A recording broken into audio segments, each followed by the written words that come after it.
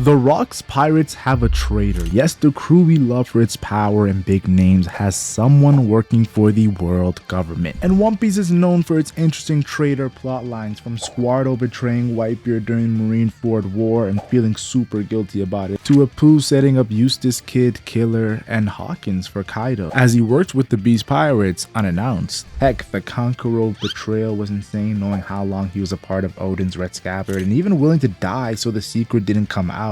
Yeah, the same Kanjuro, I meant to say Kanjuro, not Kankuro from Naruto, that was with us since Dressrosa and Kinemon was looking for since before Punk Hazard when they time traveled thanks to Toki. And yes, Elbaf has been playing with the traitor theme, from teasing Loki betraying Elbaf to Herald working with the world government, but context has kind of stopped that plotline. The same context that stopped the Shanks rat allegations when we learned of Figureland Shamrock during Elbaf and him probably meeting up with the Gorosei. But this Loki flashback has now gotten more interesting, knowing any one of Rock's crew members could have stabbed him in the back. So let's do a deep dive on the Rock's traitor. Everyone subscribe to the channel, as I don't care about likes, and join the Noti gang. Now the first character you have to go through is the Captain Rocks D Xebec, the only man to go to the flower room and has talked to Imu and survived. That's a little suspicious, even Imu letting him live for 18 years, and pretty much the fact that Rocks hasn't told anybody about Imu. Could Rocks be that signature Willoughby traitor, the Davy Jones supporter? We all know Davy Jones and the souls and everything that has to do with that. And then you have to think about this: Garp and Roger protected celestial dragons and their slaves just to defeat Rock. Maybe they learned something about Rocks they were not supposed to learn. And of course they want Herald of Elbaf to kill Rocks. Why can't they just do it themselves? Like, why are they snaking Rocks behind the scenes? But logically, it's probably not the case. He's the captain of the crew to defeat Imu with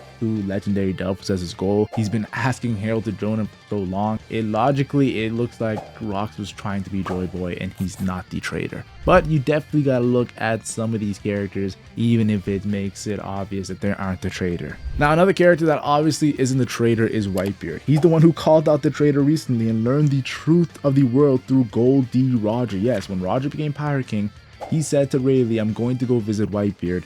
And there was a reason why he did. Obviously, Whitebeard knew about Rocks as captain. Roger knew that talking to Whitebeard, it would make more sense than anybody in the One Piece verse. And we already know he talked to Garp after too as well. So definitely some characters that were prominent during the God Valley incidents.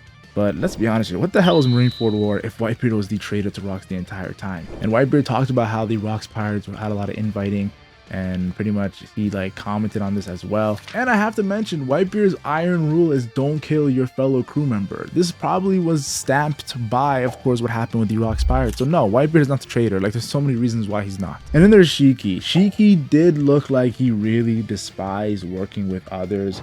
We saw what he did recently against Whitebeard, Kaido, and Silver Axe, trying to destroy them with the cannon. We saw, of course, him talking back to Whitebeard, saying don't order me around. We saw him tell Herald that I don't follow Rocks. Shiki is the rebel, destroyed half of Marineford, escaped Impel Down. But those are some reasons why I don't think he's the traitor. Look at that. Yeah, he destroyed half of Marineford and escaped from Impel Down and tried to get Roger, of course, freed from, of course, his prison. And he tried to get Roger to join him with his crazy ancient weapon. Like, I'm telling you guys right now, Shiki had a huge armada as well. Even if he doesn't follow Rocks, I still think Shiki is not the traitor. He's just a rebellious guy. Like, he's just rebellion. He's not really someone who pretty much is working for the world government. There's a reason why Sengoku told Garp, Shiki's my business. Like, he's a villain like the rest. And Oda even said he would be one of the Yonko if he was actually, there was a Yonko system back in the days when Roger became Pirate King. Now the next character I have to talk about is Silver Axe. And if I'm being honest here, Silver Axe just recently got revealed, his design Fairy Fellow recently, and people are saying he is incredibly strong. They think he's actually the 4th strongest Rocks pirate. Now I disagree. I think that Big Mom is the 4th strongest. I said this before he was damaged by Shiki's attack. I get it, he's Shiki's rival and whatnot, but I do think Big Mom needs to get more respect on her name. Now, when it comes to Silver Axe being a traitor, there is some truth to that. First of all, the X's on his sunglasses, the fact that he was manipulating his form, he had a shadowy hood on, he joined the Rocks Pirates pretty late. We saw that recently. It gives me X-Drake vibes, if I'm being completely honest. You know, he's a rival of Shiki, so he's probably gonna go at it with Shiki, and that's gonna be some infighting. I had a theory that he maybe even be a holy knight. We don't know if he's dead or not confirmed, so he might even be still alive as a holy knight, which will just be mind-boggling. But yeah, definitely I think Silver Axe is a strong candidate to being a LBAF character if he was the traitor.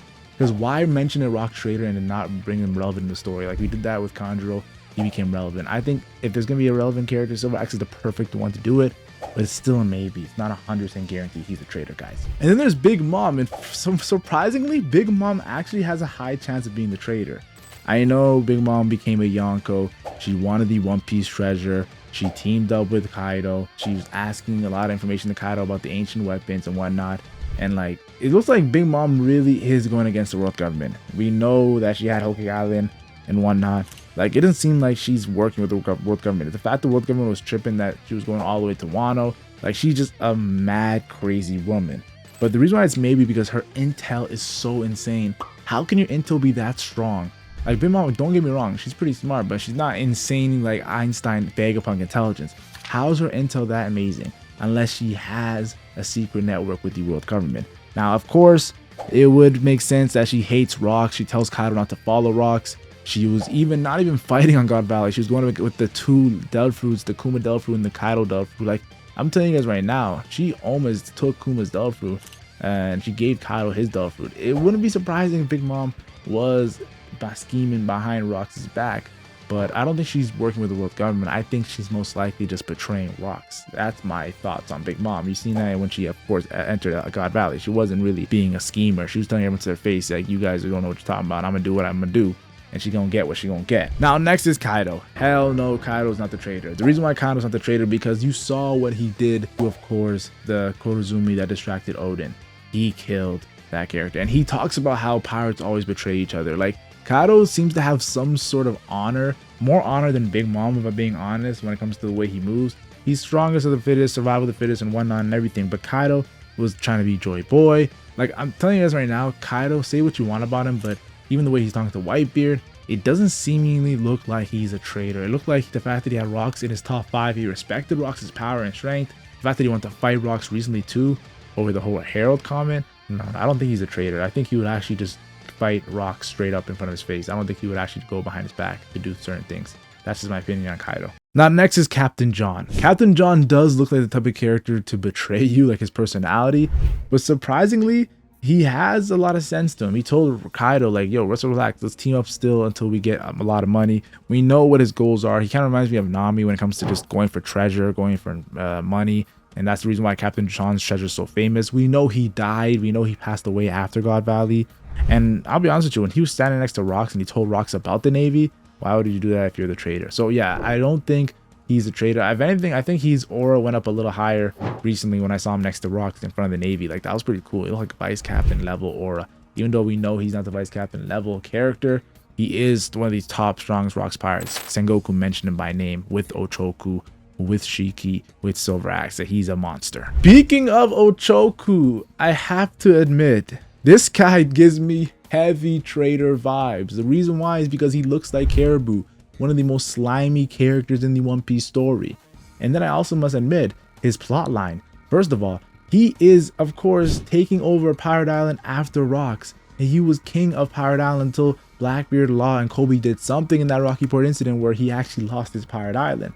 Secondly, I have to mention, in the recent installment of One Piece, he has a Den Den Mushi, and he's ordering certain pirates around on the Rox crew. And the fact that he's doing that, and the fact that he's a founding member of the Rox Pirates, you know, Oda likes to make these OG, the ones that betray. He doesn't want to do like new characters betray. He wants the OG of the organization to betray. And Ochoku is an OG Rox pirate. So if anyone was going to betray Rox, it was going to be him. And the fact that Blackbeard took him out, I mean, the whole theory of Rox being living inside Blackbeard, it would make a lot of sense. Blackbeard's first target during the time skip to be the Rocky Port incident. And I must admit, Ochoku, it's a strong case that he might actually be the traitor. Now, when it comes to the Gloriosa, obviously no. The reason why I'm saying no is because we know she joined the Rox Pirates just to see Roger. That's the only reason why she's there. She got that love sickness. And honestly, we've seen her character during Amazon Lily. She doesn't give me traitor vibes. Like, if anything, she looks very loyal. And look at that. Roger declined her and she's still being loyal to Roger. So I'll tell you right now, Gloriosa is actually a real one. Too bad how she ended up looking like when she got older, but I'll tell you right now, in her prime during these Rocks era, she looks amazing, I must add. Then there's Barbell, and if I'm being honest, Barbell is a fishman.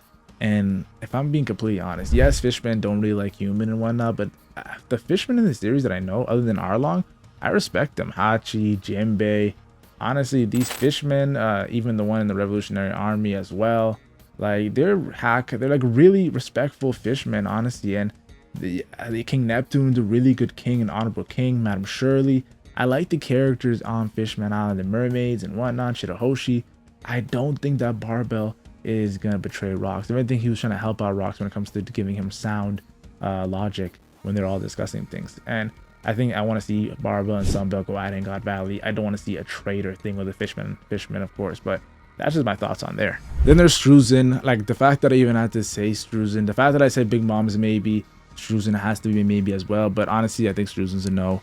I think the fact that Struzan is not really a relevant character for him to be a traitor, it doesn't really like make a lot of sense. Even in Hulking Island, yes, he had some epic moments, but let's be honest here, he's just doing what he does best, and that's he wants to dominate, and he did pretty much. He had Big Mom get Hulking Island. That's Struzan what he wanted to do. He didn't really was looking for like insane ambition. Like you have to have insane or some insane ambition to actually betray Rocks, and I don't think he really did. So I'm gonna move on from Struzan. Then there's Gang Zhui. Gang Zhui, we know he actually passed away because we saw his body in Through the Bark, and he seems like a pretty cool character. We've seen him, of course, during Egghead Island, during the God Valley flashback there. He looked pretty cool. He didn't say any words, but he looked pretty cool. And then, of course, we've seen him recently in this Loki flashback. He's a founding member of the Rocks Pirates. He has a pretty funny personality. I like him. I've seen him helping with the treasure. He just looks like the brute muscle of the crew, kind of, if I'm being honest. He doesn't look like a character that is insanely relevant. Sengoku never mentioned his name, of course. Ochoku was mentioned. He's a founding member, but Ganzui was never mentioned.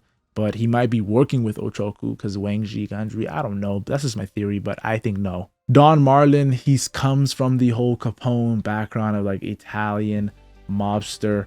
Honestly, they're known for they have some rats, actually a lot of rats, but they do have this whole honor code thing they go for, and Don Marlin looks like he has that. He was smoking people last chapter, guys. So I don't think Don Marlin is going to be the chapter. He's a founding member of the Rocks Pirates, but his name is not really mentioned by Sengoku. Him and Ganjuri and Stussy are not mentioned. The three founding members that are not mentioned. Ochoku, Shiki, Whitebeard, and Rocks are the four founding members that are mentioned. So keep an eye on those four when it comes to doing some epic stuff in this flashback. Like I said, Stussy, she's a founding member, and she does have that clone that was working with Vegapunk, of course, or CP0. But still, if I'm being honest here, guys, maybe the clone is a traitor, but no, I don't think Stussy is gonna betray the Rocks Pirates. Yeah, she's a founding member. She's super attached to Whitebeard. She even looked at Whitebeard like, not you too, when Whitebeard was talking bad about Rocks. Looks like she has a strong loyalty towards Rocks during the God Valley flashback. Early on, it was like she was more like sound and logical, but it looks like she has more and more respect as time goes on for Rocks, and I like how Oda is depicting this. Gil Bastar is a character that is shrouded in mystery when it comes to the Rocks Pirates. We know he passed away because we see his body on Through the Bark, but he seems to be a cool character, bounty over close to 1 billion berries. I just don't think Oda's gonna make him the traitor because he's kind of even teeter-tottering on canon and non-canon. Yes, he's canon, but like he's teeter-tottering on it. So I don't think Oda's gonna change that, go out of nowhere and make this guy a huge plotline character in the flashback. So yes, Big Mom, Silver Axe, and of course, it's obvious, but Ochoku. I think when it comes to the traitor, I'm not gonna say Big Mom. I'm not gonna say Silver Axe, even though I thought it was Silver Axe initially. I'm gonna give it to Ochoku. The fact that he seemingly is not looking like the traitor makes him more look like the traitor. And the fact that he took over Rocks' island, Pirate Island Beehive, the fact that there was the Rocky Board incident to take him out after, plus the dude looks slimy like Caribou, and he was leading the raid in the recent chapter. He has to be my pick, guys. I think Ochoku is the traitor, and I'm gonna say this early on. I'll put my investment early on, so when he does become the traitor, come back to this video and give me some respect where respect is due. But yeah, that's my video on the Rocks traitor.